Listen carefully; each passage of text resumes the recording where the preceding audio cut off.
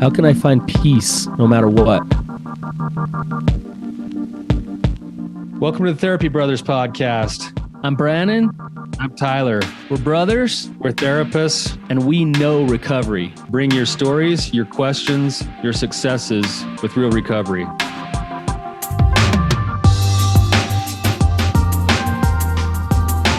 Hey, Tyler, you ready to have some hard conversations? Let's do it. Let the Therapy Brothers podcast begin. Good topic today, Brannon. Fitting topic, I think. So, before we jump into anything, we love our reviews. We got a new review this week, and it actually references one of our other callers. So I wanted to just share it with everybody. Give a shout out. So this is a shout out for Patrick, who just came on the show maybe a couple weeks ago. And it says, this episode filled so many blanks for me. Thank you. I started my recovery in December of 2017 after many decades of using pornography. I've learned so much over the years, but as we all know, we should continue to learn. The self-sabotage discussed has been my experience for some time. Bewildered as to what I was engaging in these unwanted behaviors, having no desire to do so, but I was so frustrating. This episode gave me some clarity, direction, and more understanding as to what has been happening in my life. I now have a definite direction that I will be pursuing.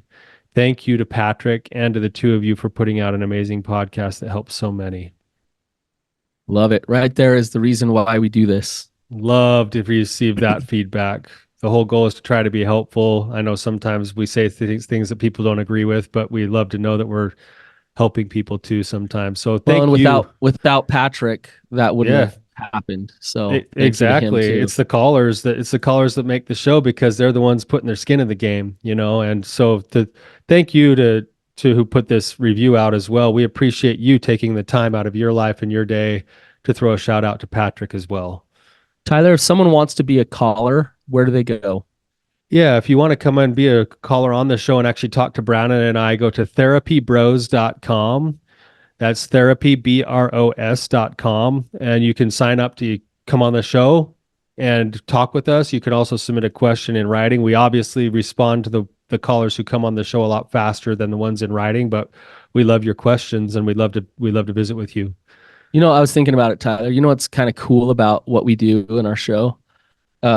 There is not a question that's too difficult or complex, and there is not a question that's too mundane and boring for us to break down and talk about, So if you're thinking about, gosh, should I go on the show? Should I not? Like, maybe my question's not a big enough question, or maybe my question's too difficult. We'll take them all. We might not even get the full conclusion, but we can definitely do some good with it. And we can definitely have a great discussion on principles and hopefully be helpful. Yep. And nothing shocks us, and we're ready to dive into it with you. So please come on the show. Yep. All right, Tyler, you ready to dive into this? Let's jump into this. This is probably a question that everybody wants answered. Yeah. So how do I find peace no matter what? There is an answer to that, Tyler. Like, there's an actual answer, and I think I know what it is. And so I want to start by sharing a quote. And this quote is from Pema Chödrön. If you don't know who she is, I believe she's a Buddhist monk. She's an author. She's an author. She has her own story of pain and suffering and resiliency and growth. So she comes to this from a place of wisdom. And this is Pema. This is something that she says, and it's kind of deep, and the way she talks, like, you might have to go back and listen to this after I say it to really understand what she's saying. But she says, this is called chasing the dream of constant okayness. It's not impermanence per se, or even knowing we're going to die, that is the cause of our suffering. Rather, it's our resistance to the fundamental uncertainty of our situation. Our discomfort arises from all of our efforts to put ground under our feet, to realize our dream of constant okayness. When we resist change, it's called suffering. But when we can completely let go and not struggle against change, when we can embrace the groundlessness of our situation and relax into its dynamic quality, that's called enlightenment, or awakening to our true nature, to our fundamental goodness. Another word for this is freedom. Freedom from struggling against the fundamental ambiguity of being a human being. So what do you think, Tyler? Man, there's a lot there. My brain's breaking it up into like therapy or recovery kinds of terms to maybe have a discussion about this, but there's a lot there. What I think I heard, and this is something we might want to break down, is she used something. She said resistance to uncertainty. She named it something. She named it suffering. Mm-hmm. It's not the uncertainty itself, it's the resistance to the uncertainty that is the suffering. Yes. Um, it's our resistance to the fundamental uncertainty of our situation. That causes our suffering. That takes our peace away. So let's give some actual examples of this, Tyler. And we see it all the time with our guests, with our clients, with ourselves, Our lives. our lives. Um, I really think that Carol Dweck's work and her book that we bring up all the time, growth mindset, is this same principle. It's the exact same principle that Pema is talking about here. Where we see people create a lot of suffering in their lives. And usually that suffering comes from resisting what is. So for example, let's say I am stressed about work and I have stress and I don't want to deal with that. And so I drink in order to deal with that. And my spouse gets mad at me because I drank too early in the day. And now I'm mad at her. And so I drink more.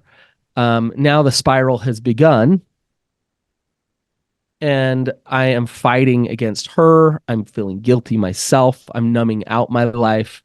Is that suffering? Yes, because it's the resistance of the reality, which is that I have a job that I go to that has these things. I have a wife that has a certain value system that's been spoken to me, and I'm pursuing not feeling or confronting or living any of the things that are actually on my plate in my day-to-day life right now. Yep. That's it. You see this with depression even. I wake up and life's hard. There's a storm cloud today. I don't want a storm cloud. I want the sunshine. I don't want the stressful job. I don't want the problems at work or the problems my car's having or whatever. Forget it. I'm just going to shut down. I'm just going to sleep. I'm just going to stay here and do nothing because life freaking sucks. Do you hear the resistance there? Yep. Can I give one? Oh, yeah, go ahead. Go ahead. I want to give one more because let's talk anxiety. My kids went to school today. I'm just making up scenarios. My kids went to school today and I'm worried that they're going to get hurt. I'm worried that something bad's going to happen. And I'm freaking out and I can't sit still and I can't talk to you right now, Tyler, because I'm freaking out and like my heart's starting to beat and I can't focus at work and I can't. Do you hear the resistance there? The resistance is interesting because there's a possibility that your kid could be hurt. Yes. The resistance is to feeling like you have some type of power and control over it. No, well, yes. I'm resistant to the fact that they could get hurt. The fact is that they could, if I could accept That's that, the truth. I know this is hard, but if I could accept that they could get hurt, I'm not going to be caught up in all the anxiety. Right. It's just the nature of sending them off to school. Yeah, it's all part of that's the nature of life. Pema Chödrön said our suffering comes from us trying to put ground beneath our feet all the time. And if we can accept the groundlessness of our situation, then that's called enlightenment and freedom. Enlightenment and freedom is to accept the groundlessness of our situation. There's the paradox right there, right? Well, and here is an added paradox to that then, because I hear this happen with myself. I think this myself. I have it go through my clients all the time. Freedom is to accept the groundlessness of your situation, which in a certain sense connotes this idea of I'm powerless. Like this is like things could Yeah. change beyond my power at any time, any given time. And the minute I accept that, I suffer less, I find more joy, I find freedom. At the same time, that people then think that that means I have to give away my choice. I have to give away my accountability. I have to give away like Right. and yet that's not what she's saying inside that quote either. Right. Yeah. It's Get, right. get to the dialectic, Tyler. Yeah, so We can, right? Go ahead. yeah, so the dialectic is this. There's truth in being able to accept that this life is forever changing, that we live in a world that is constantly changing, that some things are beyond our control, that we cannot actually control the outcomes of our lives. And the minute we accept that, we have freedom at the same time that we are responsible to use our agency and our choice to make the best possible choices based on our values towards a life of growth inside of a world that is constantly changing. Yep. And this is what's really interesting is that the people who are the happiest, they put in a full effort and they surrender the outcome and they accept that both are necessary. That I'm going to Yep. do my best no matter what, even though I may not fully control how it turns out.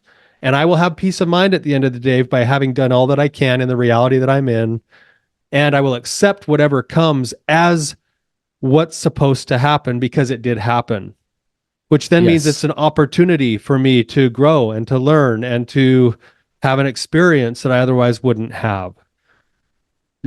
So it's interesting, Tyler, that one of the most powerful things for people struggling with addiction to get into recovery is this simple phrase. And when they talk about living this way, God grant me the serenity to accept the things that I cannot change, the courage to change the things I can, and the wisdom to know the The difference. wisdom That's Pema Chödrön's quote, just spoken differently spoken in recovery terms. in recovery terms.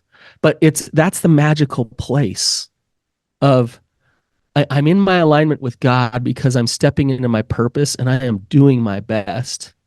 And by dang, this is God's will, not mine. And so I don't have control over everything that's going to happen in my life. Things will happen in my life. Pain is going to come, struggle, trials, disease, all of those things is going to happen in our lives. And I don't have total control over that, but what do I have control over? You have control over your choices and what you choose to do based in the reality that you're living in. Right. So this is where we mix up, Tyler, fixed mindset with doing our best. I can do my best with a growth mindset. So what that means is when I do my best, I am not trying to control anything. I'm simply doing my best. When I am doing my best in order to get the world to be what I need it to be in order for me to be okay, that's a huge setup. That's a big setup that is going to lead to a lot of misery. Yep. Because I will be pissed off because it's not ending up the way that it should. Yeah. Yeah, I'm thinking of these things, Brannon, thinking of it in recovery terms. I'm also thinking of it from like, obviously the quote you read is more from kind of maybe a Buddhist kind of tradition, but similar principle, thinking of it from a Christian perspective. Adam and Eve partake of the fruit. They're cast out of the garden. And then there's a quote in the scripture that says, I will curse the ground for thy sake, and out of the sweat of thy brow shalt thou eat thy bread all the days of their life, right? So in a certain sense, now this is interesting. God is saying for your sake, there's going to be no guarantees. You're going to need to go plant your crops. You're going to need to go try to figure out how to turn some kind of a yield so that you can survive. And there might be a drought. There might be no water. There might be too hot of a sunshine. There might be something else. There's no guarantees. And yet for your sake, you're going to work. You're going to experience effort. And as a result of not having full control while still putting in your effort, it will be for your sake. Yeah. Yes. That's the nature of life. And when we can accept that that's the nature of life, like, I mean, we could really get philosophical here, Tyler. Like, in my opinion, we're here to learn. We're here to grow. And if we're able to accept the pain that comes into our life, then that's our real opportunity for growth. And if we're able to accept the goodness too, that allows us to grow too, the happiness and those type of things. But we're here for growth. And so whenever, and this is growth mindset, whenever anything comes into my life, whether it's COVID or cancer or whatever the thing is, that's just an opportunity. It's a huge, massive opportunity. And if I look at it from that place, then I can accept it. It's here. I'm going to fully embrace this. It's here. It's reality. So now, how do I take this thing, whatever it is that's really difficult and hard, and how do I allow myself to grow as a result? Right? Then you become resilient to everything that comes into your life. If you were to actually master that principle, every single life experience is now an opportunity. Yeah, everything. Yeah. And it's interesting, Brandon, what you're saying too, because I'm thinking about this idea of happiness. And everyone, if you're listening, you're like, what is your ideal definition of happiness? Most of us would think heaven, or I'm living in total comfort or bliss all of the time, or but what we're saying here, and this is, I think, the truth, at least the way that I've come to understand it in my own life, even though I don't always accept it myself and I'm still a work in progress, is that if you were to include a definition of happiness, it would have to include that inside of that definition, the existence of pain. Tyler, think about it. Like, it's crazy the way that God has designed this. Like, you could turn StarCraft on right now, grab a Mountain Dew, get buzzed on meth, and you could just start releasing the dopamine inside of you for hours right now, right? Like, you could find a state of just bliss today, just through all of those things, correct? That's right. So why don't we? If we have the means to do that, then why don't you and I choose to do that today? Because we know that won't lead to happiness, even though you use the word bliss. Yeah, I'm using the word bliss. What do you mean that doesn't lead to happiness? Right? God's designed it this way. Like, we can try to get to this place of numb, this place of bliss in our, but real peace and real happiness happens in acceptance. It's not in escaping the pain. It's through allowing it and letting it. And the pain has to be there in order for heaven to happen. Because heaven is about growth. It's about it's about becoming. Right. And the greatest teacher is the uncertainty. The greatest teacher is the unfairness of life. The greatest teacher is the challenges that we face. The greatest teacher is the struggle that we have to go through. You know, if we look at this from an academic perspective, the research shows it that people who are the happiest are people who actually are in the midst of and overcoming struggles. That's part of it. And part of what we find is that when it comes to growth, when it comes to the greatest ability for us to learn is when we're in what's called a state of flow. And what a state of flow is when we're like completely engaged in a moment, 100% there in that moment. There's a couple of things that have to be present. One is that we're engaged in something where we have a 40 to 60% chance of either failing or winning. Mm-hmm. So about a 50-50 chance of either failing or winning. And we're put into the game where our abilities are not quite up to the level of what the competition is, but it's close enough. If the level of competition is too high, then we don't perform well. But when we're in flow, we're in a game we're supposed to lose just barely against competition that's just slightly better than us. And in that moment, that's where we actually end up performing the best and growing the most. Mm-hmm. So Mhm. That's why we love the idea of the underdog story. That's why when March Madness comes around, we love when a number 12 seed knocks off a number 5. It's because the 12 seed really shouldn't win, but they're just close enough that they exceed their normal levels and abilities. And we love that because we all resonate with that in our own lives. Right. But if you wake up in the morning and you say, "Oh my gosh, this is exciting. I get to go fight that battle." Yeah. Like this is cool. Like I could win, I could lose, But I'm going to but learn. I'm on the playing field. Like I'm going to get on the playing field today, even though part of me doesn't want to.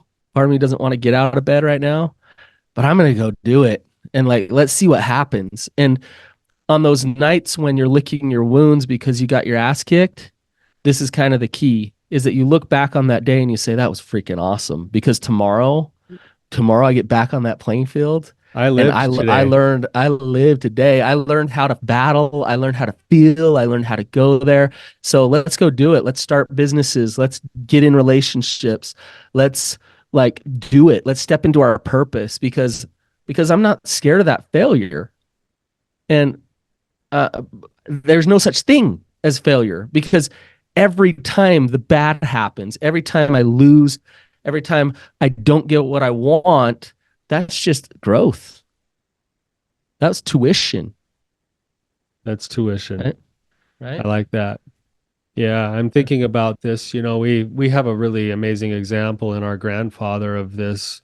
We talk about him a lot on the podcast here, but Don Harris, our grandfather, he, through no fault of his own, lost his hearing as a child.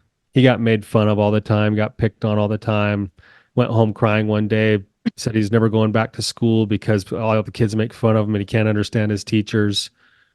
And his mom looked at him and said, "No, from now on, you're going to sit on the front row and you're going to learn to read lips. And when you get laughed at, just laugh right along with them." And then going through his whole life, when if you look at his journals and his writings, he actually struggled with depression.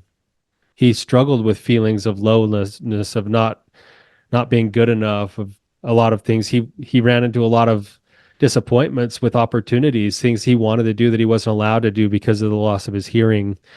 And yet, through the whole story, if you read his journals, you see the battle happening.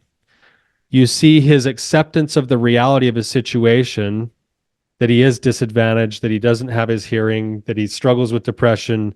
And yet you see journal page after journal page of affirmations, of intentions, of something that we call his optimist creed that he wrote for himself that was his intention for the life he wanted to live. And he woke up every day working towards those things that were his intentions. And the man that we knew was a man who was extremely Vibrant. happy, alive, joyful, vibrant in the game. I mean, he'd go out and play knockout in the backyard with us as like an 83-year-old man, and he'd have to like shoot a granny shot from the free throw line just to play. And then he'd like stumble around the court trying to like not get knocked out. And then he'd be disappointed when he got out, but he was just in the game. Like he lived the game of life, even though he still struggled with the pain, the depression, the disadvantage. He accepted those things as his reality and he made choices accordingly. And the greatest thing about that is that he now lives on in our life, at least in the family lore, as this bigger than life figure to us. Yeah. And it's not because he won all the time. No, he had his fair share of trials. It's because he was in the game. Yep. And he accepted the game and played it as it was intended. But Tyler, that right there's the beauty of the opportunity that we're all given. We're all given that agency and that choice to either step on that playing field or to step off of it. And we are like increasingly being thrown lifelines to get us out of the game that are really easy. So we can grab our phones, we can just escape every situation because we got our phone. Like, okay, I can just do this right now. There's our drugs, there's our swig, there's our, whatever, TV shows and video games. And not to say that all these things are bad. I'm not saying that. But what these things do when we take them out of balance in our life is they turn into this place where we are in a state of resistance toward life. We're trying to Uh, control things rather than embrace life as it is. yeah, because we're escaping. Yeah. We're escaping instead of embracing. And there in well, right there is where the suffering starts to come. When we escape into those things, into those addictions, because we don't want to embrace life as it comes and deal with the pain. It'd be a missed opportunity. Simply put, you can be done with your addiction if you're willing to tolerate pain. Whatever your addiction is. That's the part that most people come into our office and don't want to hear that on the first day. No, they don't. It's like, but the truth is that the soul who learns to embrace pain as the necessary path towards happiness and sees pain now as an opportunity to learn and to grow, that person actually does find recovery. Yeah. And that more than half of recovery, I mean, it's just like it says in the Serenity prayer you just quoted, more than half of recovery is acceptance of those things, and even to the point of willingly embracing those things for our sake, for our growth. Right. Right. It's like that moment where it's like, "Gal, I'm bored and I'm tired, and so I want to just go find something to give me a buzz or numb me out, to just accept the boredom and the tiredness, to just sit in it, to just be in it, to know it and to feel it." Now, everything inside your limbic system is saying, resist this, fight against it, and escape it. But to learn how to embrace things as they come, that's recovery. Yeah, I've got a question for you, Brannon, with this idea of, I go back to the Serenity prayer for a second.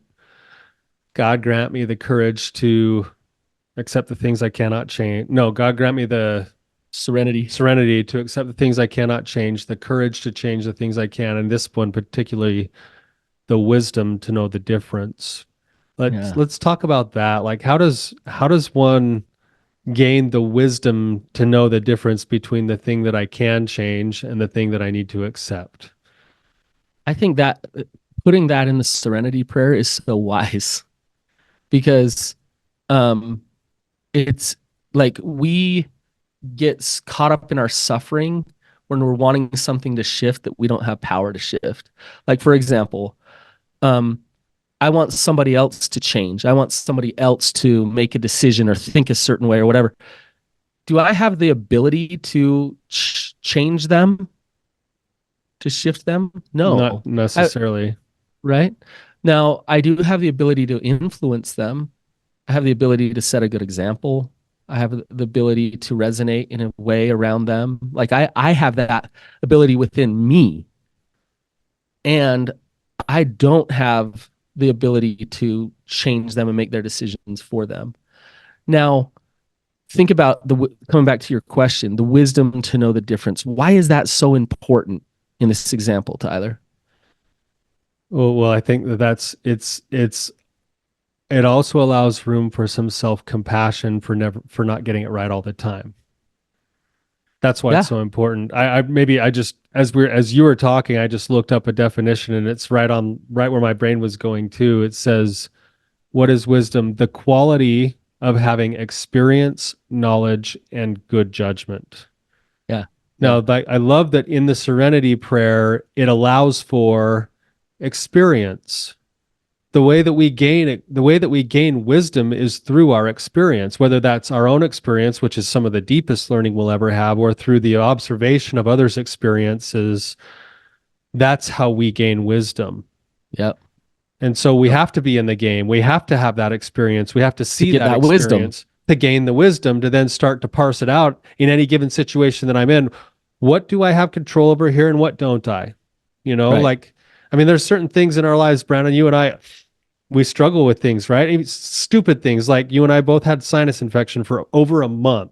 Yeah. Like, that's annoying. We don't like that. We don't want that.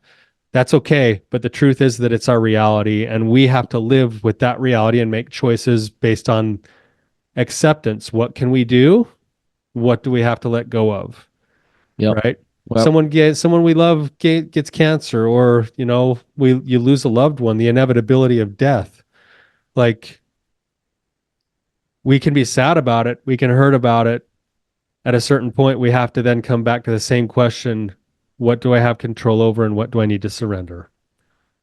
I remember Tyler when I was in junior high, so I didn't have much wisdom, you know. I was wearing my sweatpants to school, and it was like this time You of year. love It was those like sweats, dude. you got to drive that home.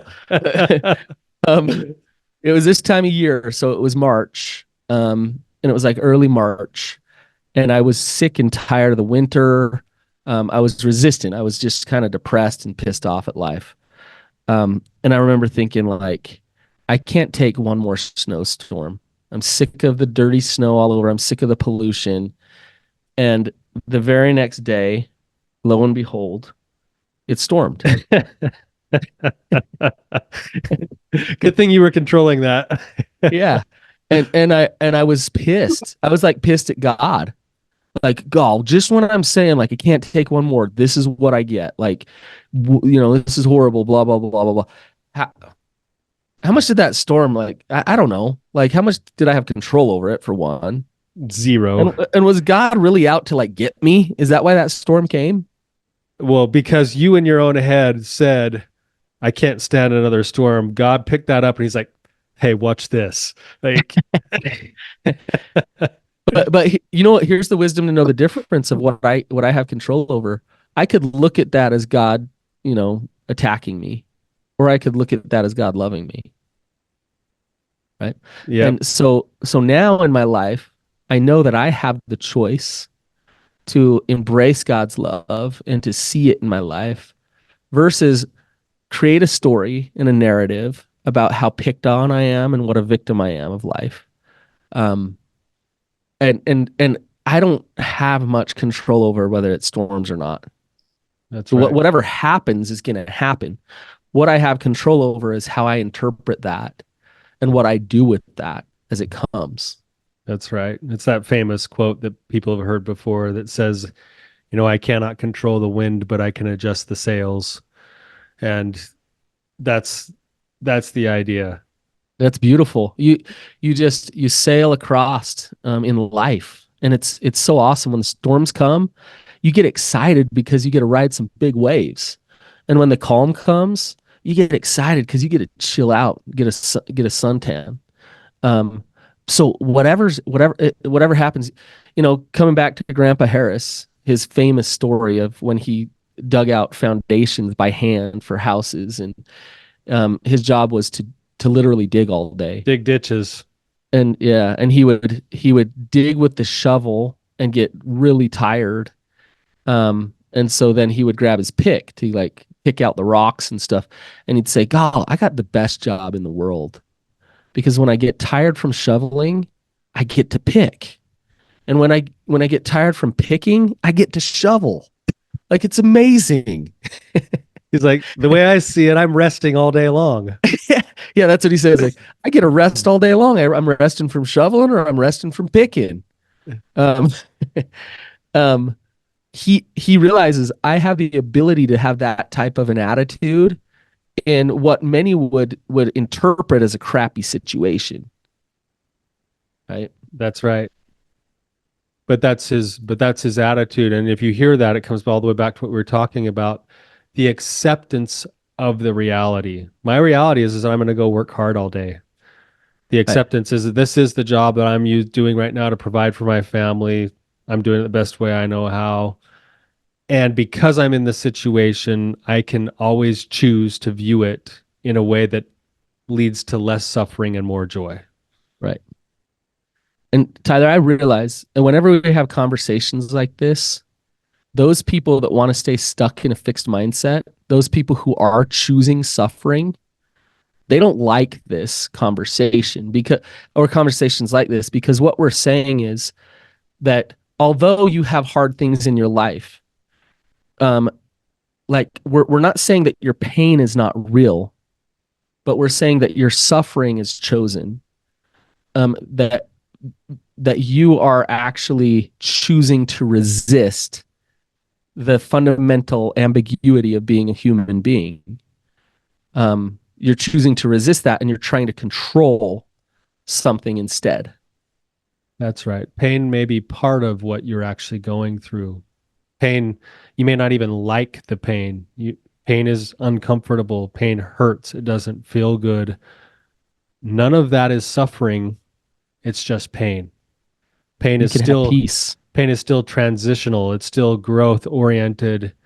I can still find peace inside of my pain if I accept the reality of my situation. Now, Yeah. acceptance of the reality of my situation, again, does not take away my need to act based on the reality of my situation. I still have my actions. I still Whatever's have in my your choice. control. Do your best. Yeah. I still have to do my best with the energy that I have and the reality that I'm in, right? So that's not what we're saying either, is roll over and die. Like, no. Like, the acceptance of my reality allows me to use the resource of my choice to the best of my ability. And at the end of the day, I can feel peace in having done my best in the reality and looked for opportunities for the growth that the pain offers. At the end of the day, you praise God because God has given you exactly what you need. Right. So, okay, I do what you say, Tyler. I'm like, hey, I accept the pain and then I do my best. And then boom, more pain comes right into my life again. Right. Yeah. So I do it again and boom, more pain. And it's like, well, fetch, like, aren't I going to get a different outcome? Who am I, Job here? Yeah. Right. I And had a guy in group, Brannon, just this week came in and sat down. He's like, guys, I just got to check in. He's like, and what I'm going to say first is just like, he's like, I'm just feeling a little low right now. He's like, here's my problem. I know that I'm resilient. I know I'm going to bounce back. I know it's one of God's gifts to me that I'm resilient. He's like, I'm tired of being resilient. He's like, I'm sick of it. I don't want more. You know, it's like, okay, he's in a moment of acceptance of his goodness, but rejecting the pain. And so he's like, I'm now going to fight and pretend that life will no longer offer me any struggles or opportunities to be resilient, even though he knew at the end of the day, he's going yeah, to need to be resilient. at least he's being honest about it. Yeah, Yeah. he's honest with his feelings. He's tired. It's okay Yeah, that he's he's tired. Yeah. Yeah. Tyler, this has been a good discussion. I appreciate you having it with me. I actually think that acceptance of the nature of life is a learning experience, and that pain is a huge part of that learning is what leads to peace, and what leads to us embracing the next thing and almost being excited for what's to come. Um, and so, thank you for having this discussion with me. You bet, Brannon. I would just finish by re-emphasizing this idea that it's human for all of us to try to control things, but it's when we get into controlling things outside of our control that causes the most pain. And this world that we live in will constantly remind us of that Oh yeah, it'll constantly push it back and because show we you. don't have control. Yep. Yep. Thank you guys.